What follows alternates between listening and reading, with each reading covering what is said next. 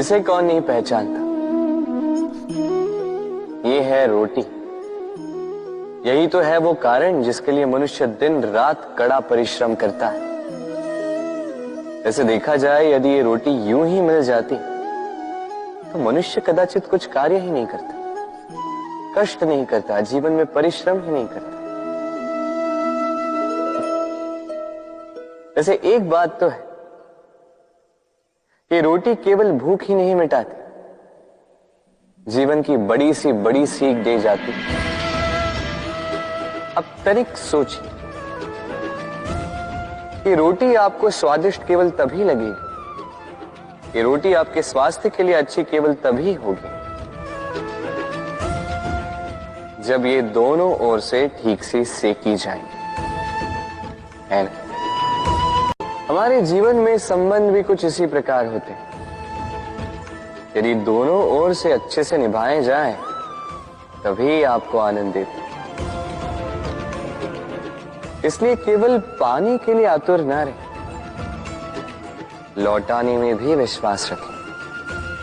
क्योंकि जब एक संबंध में दोनों ओर से प्रेम होगा, दोनों ओर से करुणा होगी, कुछ करने की चाह होगी, तभी वो संबंध आपको जीवन में आनंद देगा। तो जब जब रोटी खाएं, स्मरण करें कि आपको आपके संबंधों को भी इसी प्रकार मधुर बनाना है। किसी के समक्ष झुकने का अर्थ स्वयं का आत्मसम्मान खो देना नहीं, उसका अर्थ होता है विनम्र। हम मनुष्य हैं और इस आकाश की ऊंचाइयों तक पहुंचने के लिए हमें किसी पक्षी की भांति पंखों की आवश्यकता नहीं। बस जितना झुकेंगे उतना ही ऊपर उठेंगे।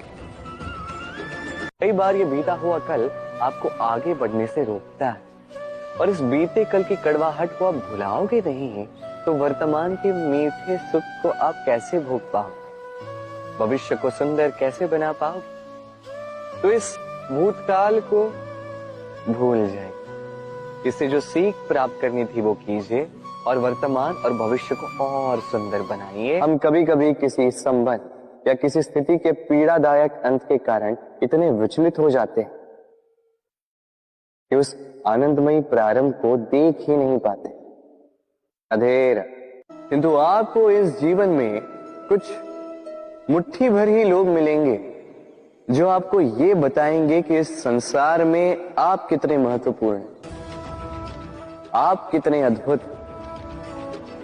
यदि आप उनके साथ हो तो वो कितना अच्छा सृजन कर सकते हैं, इस संसार को और कितना पवित्र बना सकते हैं।